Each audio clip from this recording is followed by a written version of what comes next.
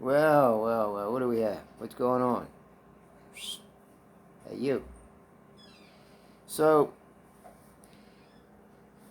I was looking up the two two genealogies of Jesus. I looked it up. It's been a long time, and I wanted to do some scripture reading on it. Anyway, let's see.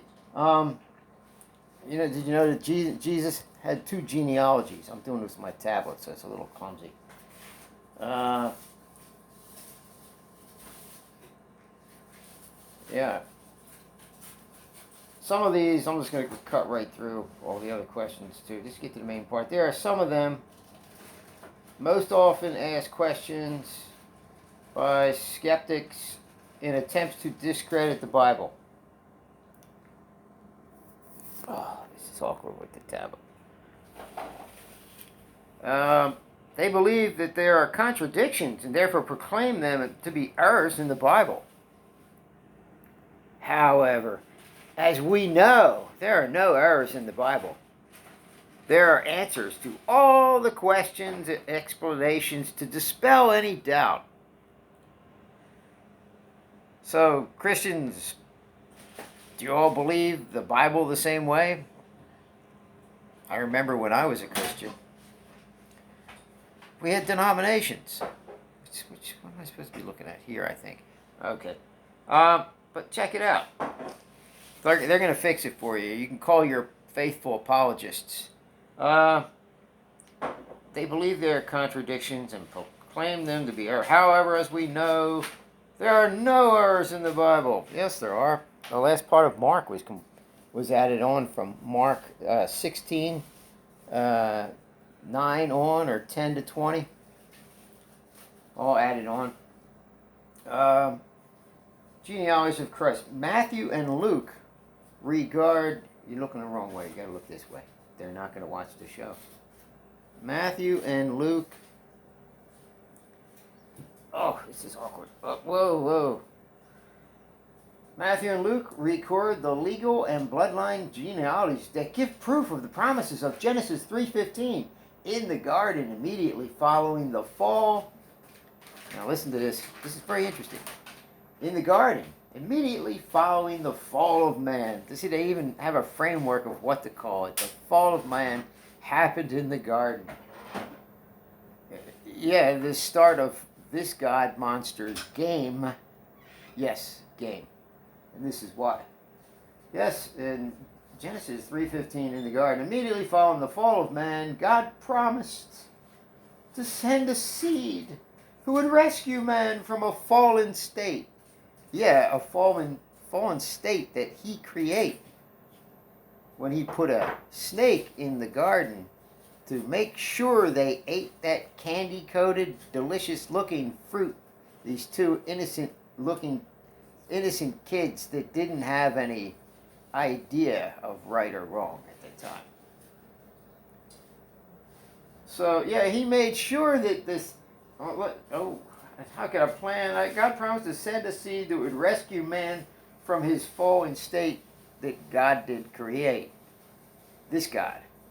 This Bible God. God promised to send a seed.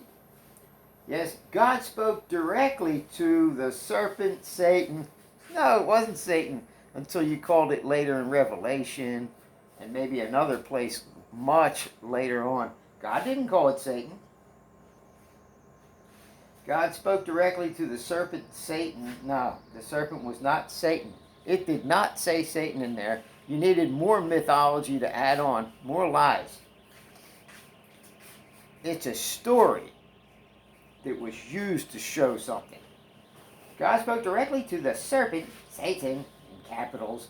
There was no capitals back then for Satan, except for maybe in Job that started that. Genesis 3:5, and I will put enmity, hostility, hatred, between thee and the woman, between thy seed and her seed. See, God's doing all this. He's even admitted. Remember, the elites tell you what they're going to do. Come on, all you conspiracy Christians out there. You know the elites tell you what they're going to do. While they're doing it, they tell you. Right? But you believe this elite. You believe this book that they put all the elites and the elites elves over the years put together for you. King James and his merry clown-suited men. Uh, between the seed of her seed to the seed of the woman who is Jesus Christ. Didn't say that. You said that. And thou, it means that you're going to be enmity between everything you live. It's how I see it. Snakes, when you walk through the fields that you got to work in, are going to bite you on your heel. And you're going to step on their head sometimes. And thou, Satan, shall bruise the seed of the woman, Jesus' heel. Well, it was all part of this god monster's game. It's all part of the game. So he could get the fame out of making you tame. Or they. From that time forward, God began to reveal his purpose and plan to his people. Even though he's no respecter of people. Supposedly. With the birth with the birth of Jesus, God gave the world the promised seed. The antidote for the sickness that this God created. Kind of reminds you of Dr. Tony Elf Fawcett, doesn't it? No, he wouldn't. How could you compare? Folks, it's modern day Moses in disguise right before your so-called skeptic and religious eyes. God gave the world light and hope, and with the birth of Jesus, God fulfilled his promise to send a conqueror when he created the whole foulness of the plan. Look, I'll make them sick. Satan, you go over there, or serpent, you go over there. Fool them, because after all, you missed. They didn't write down that. By the way, this serpent was the craftiest of all God's livestock. It was called in one, which means he kept these things for a certain purpose. And it was also called creatures. Satan was one of the wiliest of all creatures.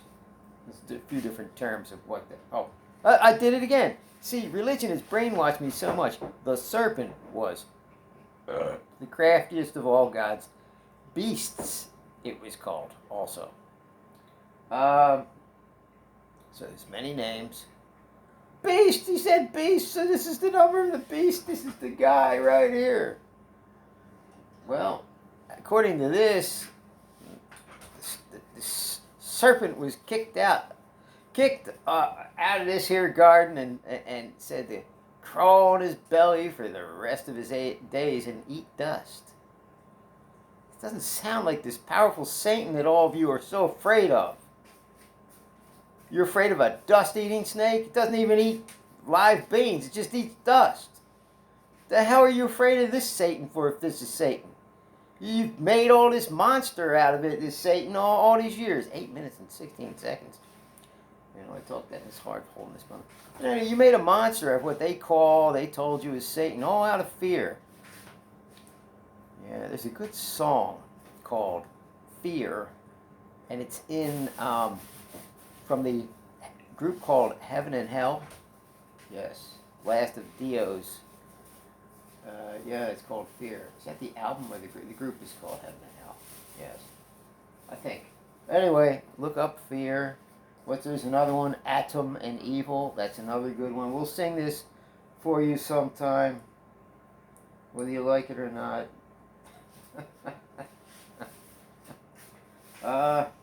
Matthew's verse proclaims Jesus' legal right as the Messiah, an appointed one, a king who would come from the tribe of Judah, even though he has 2 bloodlines. That's another topic I'm going to bring up. And they'll have their excuses here. The apologists will have their excuses for you.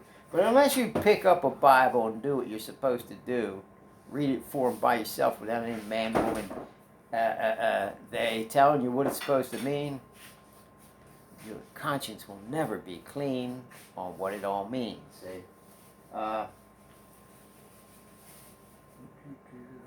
Yes, from the time forward, God began revealing his purpose, his plan to his people. With the birth of Jesus, God, the world promised seed.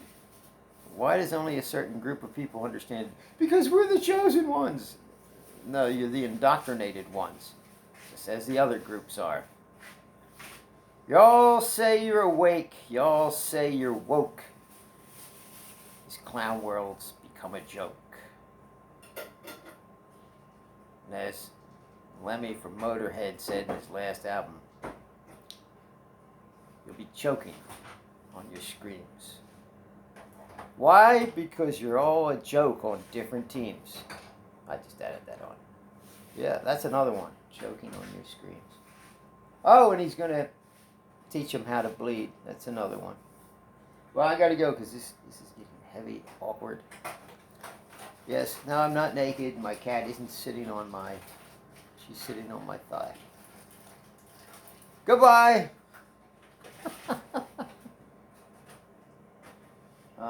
Yeah. Read it for yourself.